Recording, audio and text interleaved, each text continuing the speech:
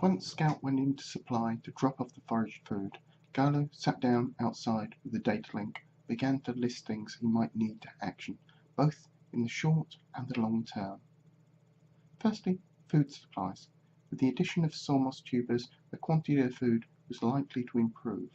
But Farmer talked about seeds, which the Forsaken had brought with them, no longer yielding as much. It's likely to be genetic degradation. The crops chosen as seeds would have represented the best the ancestor of the Forsaken had to offer. So with each subsequent crop, unless the seeds of the following season were strictly selected, the quality was likely to drop.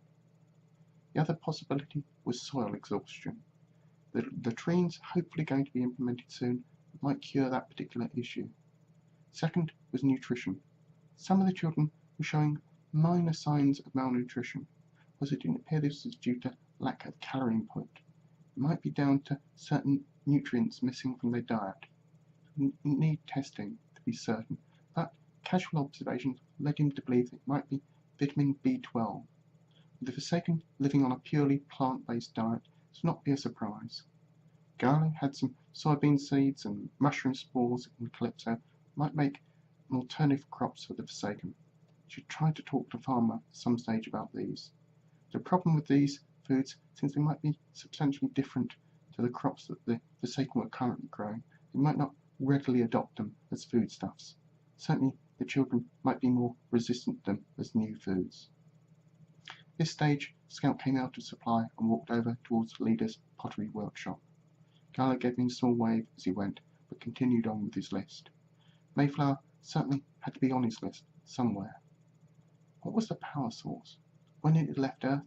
How long had it been in flight? All of these issues and many more would certainly be of interest to Mars, but they were not an urgent priority on Hope. Next was the issue of metals and tools.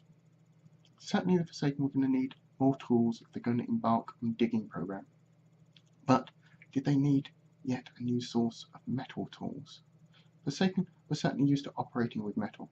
Could they cope with a poorer substitute, or would they, like others like Scout, feel the need to replace them was a high priority? Certainly deciding what you do about this was fairly urgent. It was likely to become more so as the tools wore out.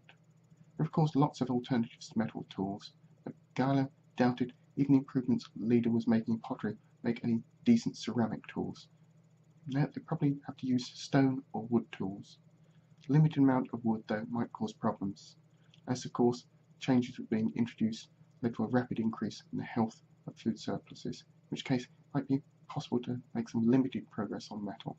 To do that, you have to be careful on how it was introduced, and also be able to identify what ores were actually readily available to the Forsaken.